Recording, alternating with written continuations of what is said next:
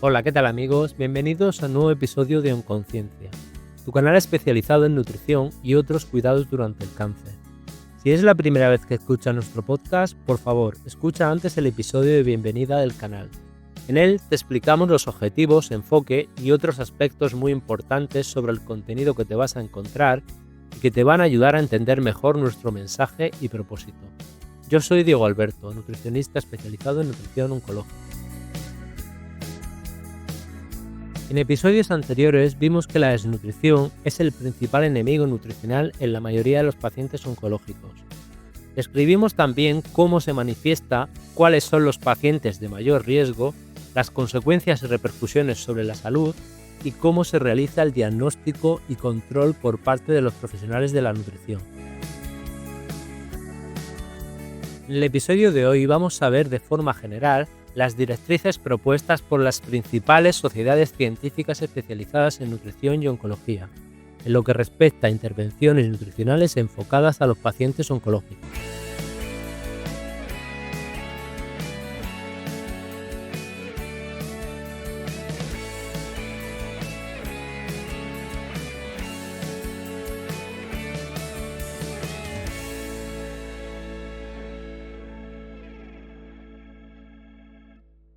Bueno, vamos a comenzar definiendo qué son las intervenciones nutricionales.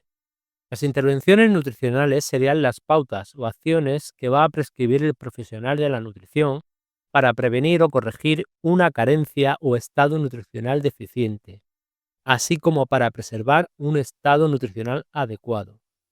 ¿Y cuál es el problema nutricional predominante en los pacientes oncológicos?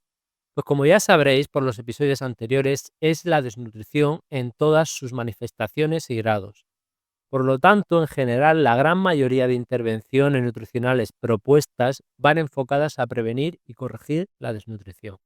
Pero como también recordaréis del episodio anterior, antes de hacer un abordaje o intervención nutricional, se debe de hacer un diagnóstico nutricional, donde el profesional debe haber identificado si el paciente está en riesgo nutricional mediante herramientas de cribado y, en caso oportuno, confirmar y tipificar el grado de desnutrición e identificar las causas que la motivan a través de una evaluación nutricional completa.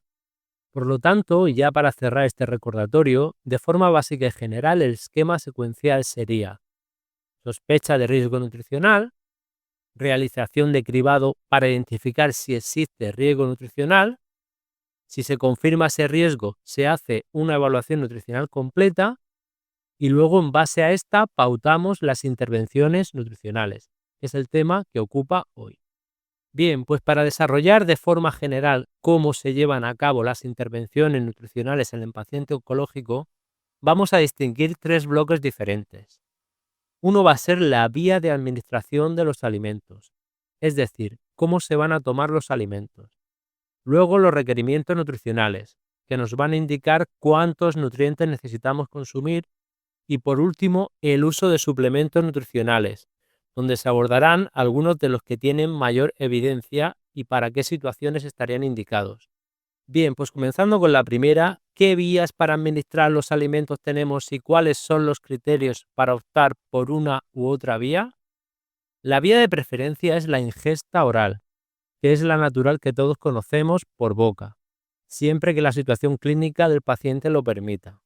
En caso de que sea necesario, esta alimentación se puede adaptar si el paciente presenta dificultades o imposibilidad para ingerir los alimentos. Un ejemplo conocido es la trituración de sólidos o el espesado de líquidos para pacientes que presentan dificultad para tragar, lo cual se denomina disfagia. En caso de no poder llegar a los requerimientos nutricionales, se pueden prescribir complementos nutricionales orales. Estos pueden tener diversas presentaciones, como en forma de bebidas ya preparadas y saborizadas, listas para consumir, lo que en lenguaje coloquial se les llama batidos. También en forma de polvos o líquidos elementales para fortificar los platos de alimentos, como por ejemplo añadir proteína en polvo a un puré. Si aún así la ingesta oral no consigue cumplir con los requerimientos, el equipo de nutrición valorará aplicar nutrición artificial, dentro de la cual podemos distinguir nutrición enteral y nutrición parenteral. Descrita de forma básica, la nutrición enteral se lleva a cabo a través de la colocación de una sonda por donde se va a dirigir la alimentación. Esta sonda puede colocarse desde la nariz, bajando hasta el estómago o hasta la primera parte del intestino delgado, o también de forma directa mediante una sonda colocada a través del abdomen mediante cirugía o endoscopia. La alimentación puede permitir en algunos casos triturados a base de alimentos, pero el uso más común suele ser de fórmulas de preparados comerciales con cantidades de nutrientes conocidas y adaptadas a la situación clínica y nutricional del paciente. Dentro de la nutrición artificial, la nutrición enteral se considera como primera opción siempre que la función gastrointestinal no esté alterada y la situación clínica lo permita. Por otro lado, la nutrición parenteral sería mediante la administración intravenosa de nutrientes mediante preparados específicos. Se da en casos de tracto gastrointestinal no funcionante y puede darse sola o combinada con alguna de las opciones anteriores. Para finalizar con este apartado, apuntar que la elección de la vía de administración de alimentos se toma tras una evaluación cuidadosa de la condición clínica del paciente, sus necesidades nutricionales específicas y siempre que sea posible teniendo en cuenta sus preferencias personales. Bien, ahora vamos a seguir con los requerimientos nutricionales. Como hemos comentado anteriormente, los requerimientos nutricionales establecen los nutrientes que necesita el paciente para satisfacer las necesidades y que naturalmente se encuentra en los alimentos que consumimos. Por lo tanto, sería la base para establecer qué y cuánto debemos comer, o en caso de ser necesario, qué cantidad de suplementos pautar. En primer lugar, decir que los requerimientos nutricionales pueden variar sustancialmente dependiendo de las características individuales del paciente, como la genética, fase de la enfermedad, tipo de tratamiento, niveles de actividad física, entre otros. Por lo tanto, lo que vamos a exponer a continuación se basa en recomendaciones nutricionales generales que han sido establecidas por las principales guías clínico-nutricionales para pacientes oncológicos, las cuales sería conveniente personalizar en cada paciente. Bien, pues comenzamos con las necesidades de energía, que para que lo entendáis serían las kilocalorías que necesitamos consumir para mantener nuestro peso. Las necesidades de energía vienen condicionadas principalmente por lo que gasta nuestro organismo en reposo más nuestra actividad física. Lo ideal siempre sería medirlo por métodos de referencia, pero esto no es posible en muchas situaciones. Por otro lado, los estudios muestran que aunque algunos pacientes oncológicos tienen incrementado su gasto energético en reposo, el gasto energético total es similar al de pacientes sanos, probablemente por una actividad física menor. Por ello, cuando no es posible calcular el gasto energético, la mayoría de sociedades científicas especializadas recomiendan comenzar la intervención nutricional con una ingesta energética similar a la de pacientes sanos, que sería entre 25 y 30 kilocalorías por kilo de peso al día. Por si os sirve de referencia como ejemplo, esto equivale para una persona de 70 kilos entre 1.750 y 2.100 kilocalorías. Aunque siendo sinceros, lo cierto es que establecer recomendaciones energéticas en pacientes oncológicos de forma genérica, no personalizada y sin seguimiento profesional puede ser todo un reto, especialmente en ciertos grupos de pacientes. Luego, en cuanto a la ingesta de proteínas, se recomienda al menos 1 gramo por kilo de peso al día, con preferencia entre 1,2 y 1,5, con objeto de preservar la masa muscular en la medida de lo posible. Había pensado poneros un ejemplo práctico sobre cómo hacer el cálculo según el peso del paciente junto a modelos de raciones de alimentos para llegar a los consumos de proteínas recomendados. Pero creo que puede resultar algo complejo de entender solo mediante un audio. Y además creo que interrumpe demasiado el hilo y guión del episodio, por lo que si queréis un vídeo explicativo de forma sencilla de cómo calcular las cantidades y alimentos equivalentes, os aliento a que dejéis un comentario abajo que ponga proteínas durante el cáncer, para hacérmelo saber. Bien, seguimos con las ingestas recomendadas de vitaminas y minerales para pacientes oncológicos. Bueno, pues en realidad las recomendaciones son similares a las de los pacientes sanos. En cualquier caso, tanto estos como los anteriores requerimientos pueden variar según cada caso particular, por lo que ya sabes que deben de ser evaluados por el nutricionista o facultativo especializado para establecer unas necesidades personalizadas. Pues finalmente vamos a ver algunos de los suplementos nutricionales que pueden tener evidencia suficiente para ser prescritos bajo algunos contextos clínicos en el paciente oncológico. Bueno, pues hilando con la recomendación anterior de la ingesta de vitaminas y minerales, es importante saber que no se recomienda la toma de complementos de vitaminas y minerales por encima de las ingestas recomendadas, salvo deficiencias demostradas.